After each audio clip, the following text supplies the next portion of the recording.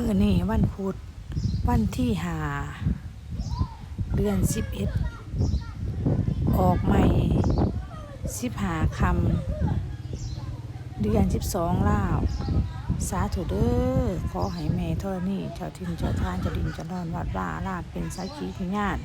ผู้ขามาสร้างน้ำทำบุญวันนี้ผู้ขาขอ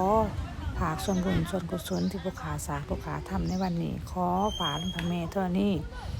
ขอให้หอดให้ถึงเจ้ากรรมนายเวรถาว่าข้าพเจ้าได้เคยสร้างกรรมสร้างเวรแก่ผู้ใดในอดีตศาสตร์หรือศาสตร์ปัจจุบันนี้ก็ดี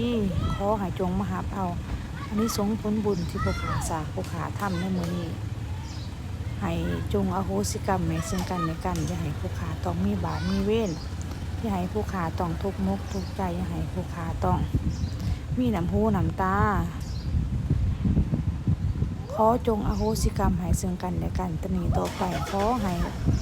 ข้าพเจ้ามีแต่ความสุขได้พบได้พอแต่สิ่งดีๆได้มีแต่ความสุขให้โศกให้ไส้ให้ร่ำให้รวยมีเงินมีคำให้นางกินนางทานเด้อสาธุขอมีแต่ความสุข